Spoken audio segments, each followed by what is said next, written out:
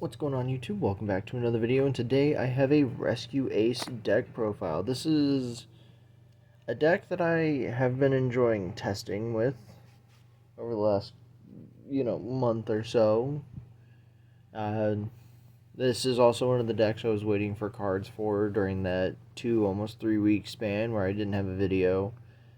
So it's here now, and I'm going to get right on into it. Alright, and starting us off in the main deck, we have 2 copies of Rescue Ace Hydrant. This thing is bloated, so I'm going to summarize the card text on here. It basically says it can't be targeted by anything your opponent controls while you control another Rescue Ace monster. So it can't be targeted by card effects, can't be targeted for battle. You can activate a Rescue Ace card a quick play spell or normal trap that was set by a Rescue Ace, by a Rescue Ace effect the same turn that it was set. So obviously, if you guys are aware of Turbulence, I'll cover Turbulence later, but Turbulence with this on the board lets you just activate one of the cards you get off of Turbulence in the same turn. And then it can just once per turn add a Rescue Ace card from your deck to your hand. And the reason why I'm playing 2 and not 3, even though in most pure lists, because this is a pure list, it's not running any of the Snake Eyes cards, so this is more on the budget side of Rescue Ace. You could definitely play the Snake Eyes stuff if you have like $350 to shill out for the engine. But I do not, so... I'm only playing 2 because this isn't really your normal summon in the deck. You don't want to normal summon this. You kind of want to special summon it. However, it does have a pretty decent 1-card combo board. And the next card we are playing is the Rescue Ace Airlifter. This card is your 1-card full combo. On normal summon, or normal or special, it adds a Rescue Ace spell from your deck to your hand. Or no, is it a spell? Yes, it is specifically a spell. So it adds any Rescue Ace spell from your deck to your hand on normal or special summon. And then all of the Warrior Rescue Ace monsters have quick effects to tribute themselves from the hand or field to summon a Rescue Ace machine, but from different locations. And Airlifter summons one from the hand. But that's not the important part. Being able to normal summon him and grab a Rescue Ace spell, whether it be your next combo piece, a recovery piece, Airlifter can grab it, and that's why he's probably the most important card to see. And I'm running multiple ways to find Airlifter, and we will go over those later. Next is 2 copies of Rescue Ace Turbulence. Turbulence is the Blackluster Soldier of the deck. He banishes you can banish 2 Rescue Ace cards from your graveyard to special summon him, and then he can set up to 4 Rescue Ace quick play spells and or traps directly from the deck. And if a Rescue Ace card, or no, it's just if another card. Yes, if another card you control is destroyed by your opponent's card effect, except during the damage step. Yeah. Oh, no, leaves the field by an opponent's card effect. So if your opponent kaiju's over another card, or, destroys another one of your cards while he's on the field, you can target a card on the field and destroy it. Sorry.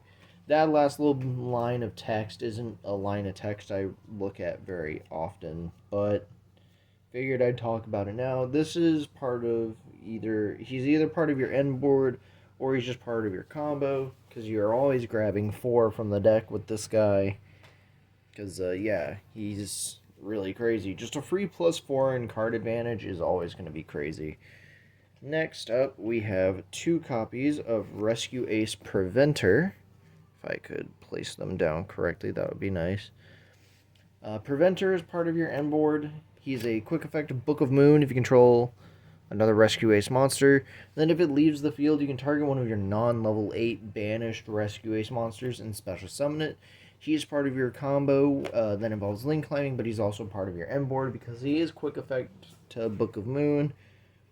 And Yeah. Oh, he also can special summon himself from the hand by banishing one Rescue Ace card from the deck.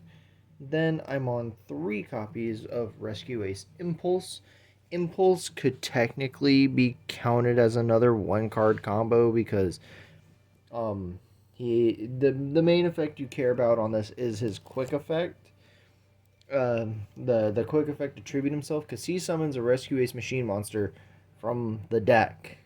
So he can summon your Hydrant, he can summon Preventer, he can summon Turbulence, or he can summon your one of Rescue Ace Fire Attacker.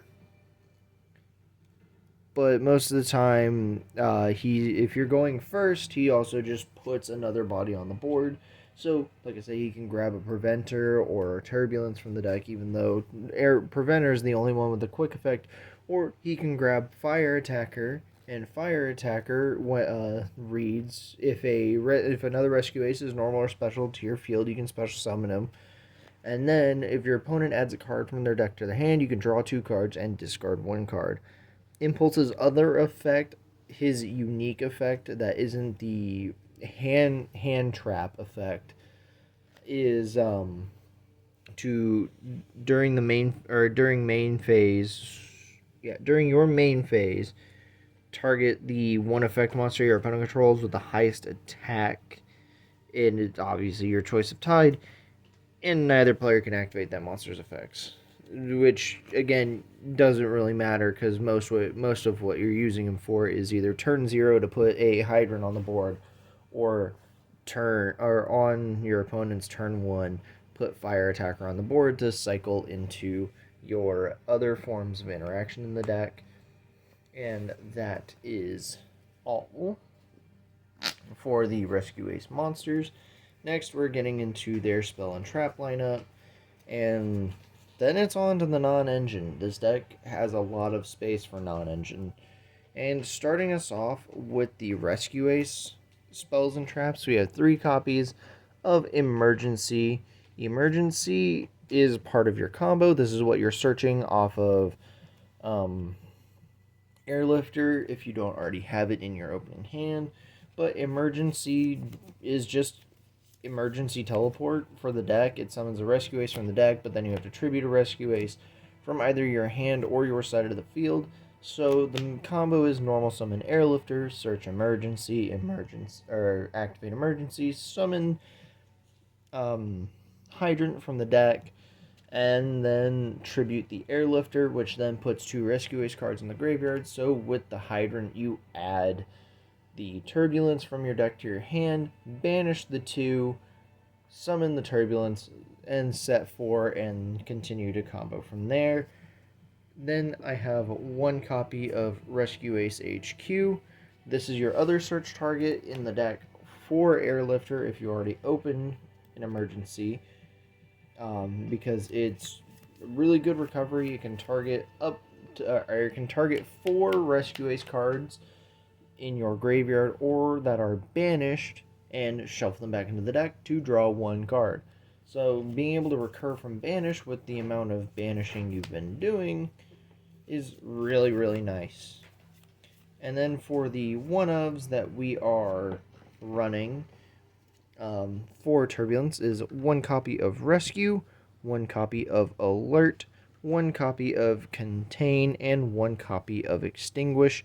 You don't really need to run Reinforce because Reinforce is mid as all hell and not really good at all. So I'm going to go over each of the individual cards. Rescue is a Monster Reborn, but if you control Hydrant, you can summon 1 from your opponent's graveyard. So it either reborns a Rescue Ace or it reborns a card from your opponent's graveyard, but you have to have a Hydrant. Alert can add a Rescue Ace from your graveyard to your hand, or if you control Hydrant, you can add 1 from your deck to your hand.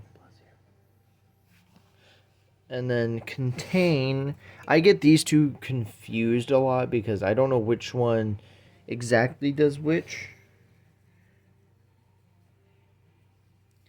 Okay, so Contain is the monster effect. So Contain says if you control a Rescue Ace monster, you can target an effect monster your opponent controls, negate its effects. And then if you control Hydrant, it cannot be used as link material, or it cannot be used for material for any sort of alternative summoning. So that means it can't be link, or cannot be used for Fusion, Synchro, Xyz, or Link, but it can still be used for ritual summoning. So this card against Voiceless Voice, not that great. However, against most other things, being able to stop your opponent from linking off the Snake Eye Ash and turning off its effects on board, or stopping it from grabbing Poplar, is really, really nice. And the other one, and then Extinguish can target. If you control Rescue Ace, target an effect monster your opponent controls, destroy it, and then if you control Hydrant, you prevent that monster's effects from activating. Very strong forms of interaction, and that is it for all of the Rescue Ace cards. This is the safe minimum to be playing of Rescue Ace cards to maximize your non-engine, because the amount of non-engine I am playing is quite a bit. And starting us off with the non-engine but not hand traps is one copy of Blaster, Dragon Ruler of Infernos. He's not horrible. He's really good to help break boards, and he can put Rescue Ace names in the graveyard. So, and he's also a free body to summon that gives you a link material and puts more Rescue Ace cards in banish, so that way your opponent can't. I was gonna say so that way your opponent can't interact with the field spell very much, because I don't know if the card would miss timing if one of your targets in the graveyard gets banished, since it also shuffles from banished back into the deck. So that's for people who play Rescue Ace more than I do to let me know down in the comments section below. And then next up, I'm also on 3 copies of Pot of Prosperity. This is one of our few ways to try and find Airlifter as fast as possible. Or if you already have the Airlifter, this is a good way to bait out Ash Blossom. And yeah, everybody should know what Pot of Prosperity does. Self-explanatory. If you don't know what it does, banish 3 or 6 cards from your extra deck, your choice, to look at the same number of cards off the top of your deck equal to what you banish. And then your opponent takes half damage for the rest of the turn. Oh, and you also can't draw for the rest of the turn. Or can't draw by card effects, which is fine. And then next up, I'm also on 2 copies of Infernoble Arms Durandal. I thought about playing 3 Durandal and 2 Prosperity, but then while testing with 3 Durandal and 2 Prosperity, I was realizing that Durandal is kind of a brick going first, since it requires a monster to be on the board.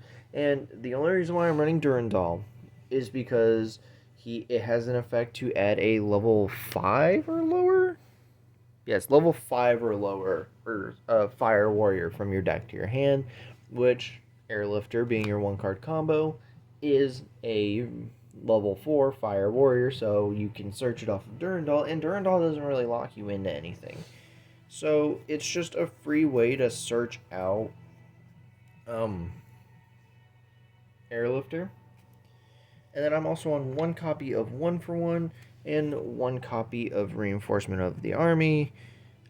I'm also on the one of Called by the Grave, because we are in a very hand trap heavy format.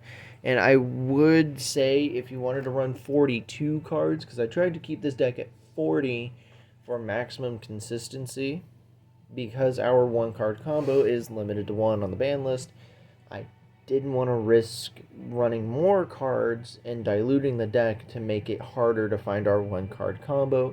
But if you wanted to run 42, you could run 2 copies of Crossout Designator, or if you wanted to maybe cut out the 1 for 1, you could play the 3rd copy of Crossout Designator. You could also cut out the 2 Durandal to play Crossout Designator, but in the pure version, Durandal is a good way to find your Airlifter without having to commit to a normal summon when going second. So that is it for the non-hand trap, non-engine. Now I move on to the hand traps. Starting us off, we have 3 copies of Ash Blossom and Joyous Spring.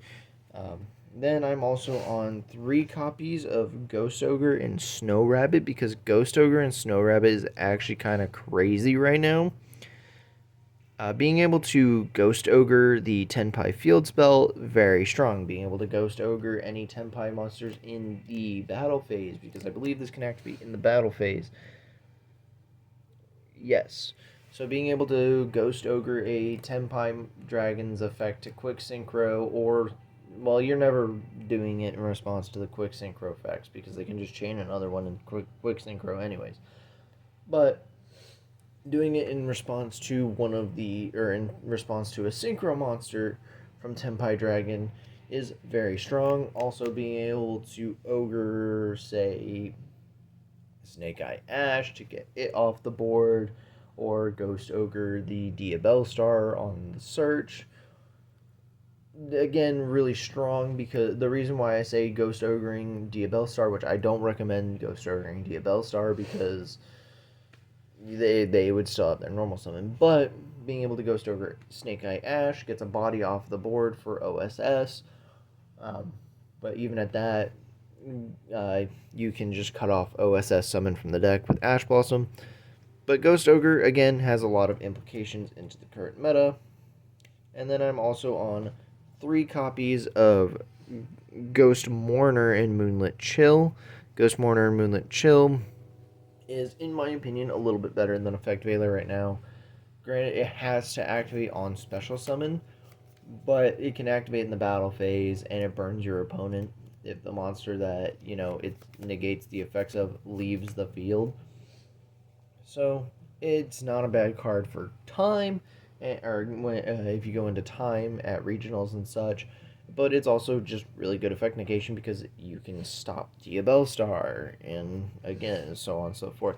And then 3 copies of Infinite Impermanence, again, because this card is a blatant upgrade to Effect Veiler, because it can also activate in the battle phase.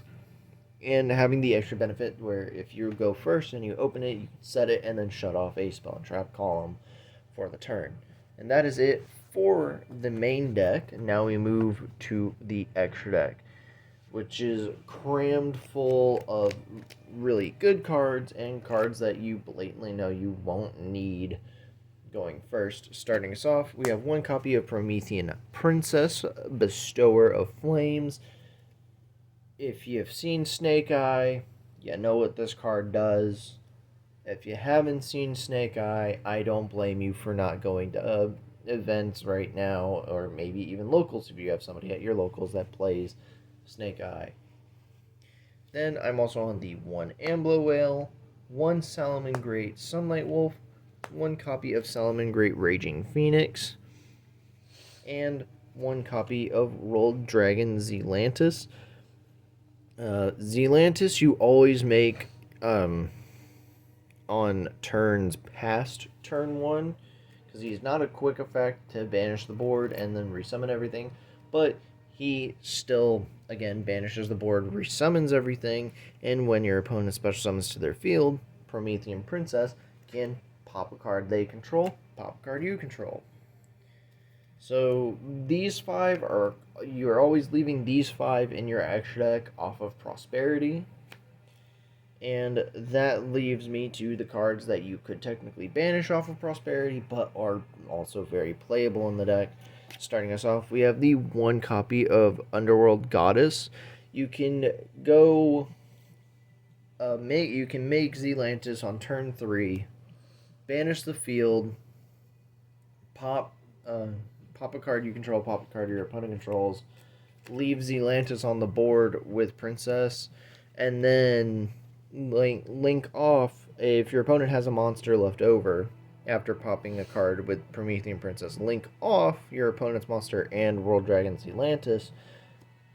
Oh wait, no, she requires 4. My bad. But you can still use Promethean to make any other Link 4 or higher monster, or, again, pop Zealantis, trigger Raging Phoenix. There's interactions in here that I'm still learning, but I will get there. Then we're also on the 1 of IP Masquerena. If you can make this going first, your end board really isn't going to be that strong, but it'll help you with making certain things on your opponent's turn that will be beneficial. Then I'm on 1 copy of Relinquished Anima, 1 copy of Nightmare Unicorn, typically what you're summoning off of the IP Masquerena, 1 copy of Nightmare Phoenix, and 1 copy of Hita the Fire Charmer, as well as 1 copy of Proxy F Magician. A lot of these are self-explanatory. Proxy F lets you make Mud Dragon of the Swamp to give your board an extra layer of protection depending on what your hand looks like. Phoenix is there for popping back row if you need to give around back row. Hita, obviously, if your opponent ashes you, Hita still lets you make Promethean, and Promethean still allows you to do other things. And then Garura is here for something in the side deck for the most part, but you can still technically make it off of Proxy F Magician, but you're never really making it off of Proxy F Magician anyways. I actually don't know if you can fusion summon that card, hard summon that card in this deck. And onto the side deck, we have 3 copies of Ghost Belle. Got so many Ghost Girl cards, it's ridiculous. But we have 3 copies of Ghost Belle in the side deck, mainly for Tenpai matchups, but can also be useful in the Snake Eye matchup. 3 copies of Super Polymerization, another card that pairs well with Mud Dragon and Garura. This is mainly why Garura is in there. But most of the time you're banishing your Garura off of Prosperity game 1, because obviously Super Poly's in here. You could also get away with banishing the Mud Dragon, because I don't usually use it as part of the end board. 2 copies of Lightning Storm and 1 copy of Harpy's Feather Duster, just to help us with decks like Labyrinth and other back row based decks. And then some other graveyard hate cards. We have 3 copies of Different Dimension Ground to give us versatility. Obviously, DDG shuts down some decks in the meta. DDG is really good against Snake Eye, and it's okay against Tenpai, even though they can still OTK through Shifter. But DDG still puts in work against most, if not almost every deck in the meta right now. And unfortunately, 3 copies of Dimensional Barrier, because this card is a necessary evil, but it's not as bad as a lot of the floodgates that just got taken out of the game. And with that, I'm going to pause and reorganize everything and then come right back for the outro. And with that, guys, that is my Rescue Ace deck profile for the current format. I would mostly only really be playing this at locals, if anything. I've had a few comments telling me to or asking if I go to events, and by a few I mean I had one on one of my old Fluunderese deck profiles that asked me if I ever go to events or if I've ever topped an event with my Flu deck.